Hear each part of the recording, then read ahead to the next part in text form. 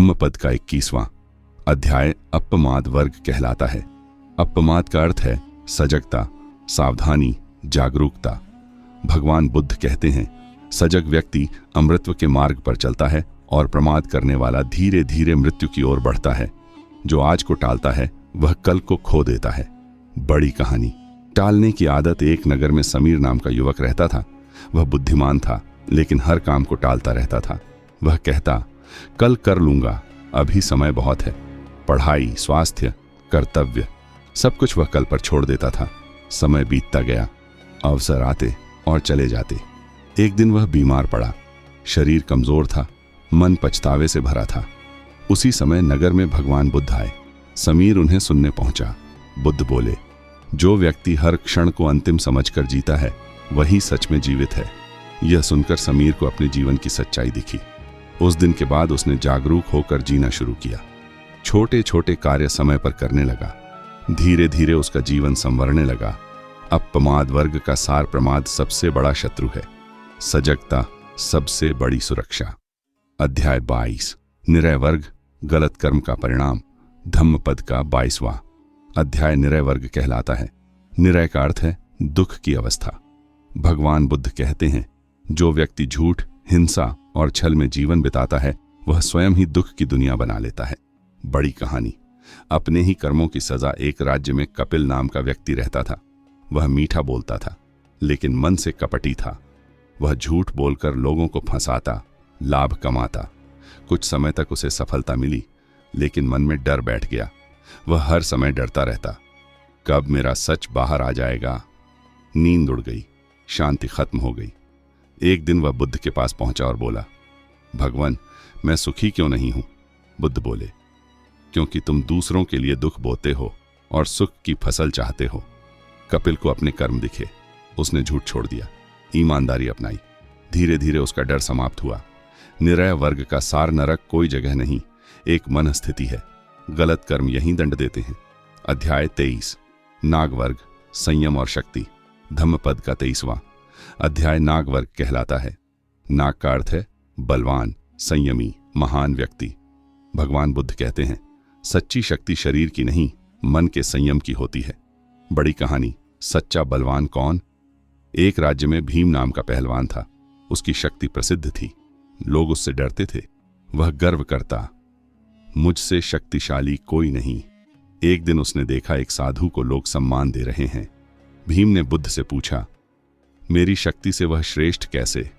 बुद्ध बोले, तुम दूसरों को जीतते हो, वह स्वयं को जीत चुका है। यह सुनकर भीम चुप हो गया। उसने संयम का अभ्यास शुरू किया। क्रोध छोड़ा, अहंकार छोड़ा। कुछ समय बाद लोग उससे डरते नहीं थे, उसका सम्मान करते थे। नाग वर्ग का सार, जो स्वयं को जीत ले वही सबसे बड़ा विजेता है। धम्मपद का 24वां अध्याय तृष्णा वर्ग कहलाता है। तृष्णा का अर्थ है अंतहीन इच्छा, कभी न भरने वाली चाह। भगवान बुद्ध कहते हैं, जिस व्यक्ति की तृष्णा बढ़ती जाती है वह मकड़ी के जाले में फंसी मक्खी की तरह और गहराई में उलझता जाता है। बड़ी कहानी। कभी न खत्म होने वाली चाह। एक नगर में माधव नाम का व्यक्ति रहता था। उसके पास घर था, पर वह बड़ा घर चाहता था। बड़ा घर मिला तो वह अधिक धन चाहता था। धन मिला तो सम्मान की भूख जागी। वह कहता था, बस यह मिल जाए फिर मैं खुश हो जाऊंगा। लेकिन फिर कभी आता ही नहीं था।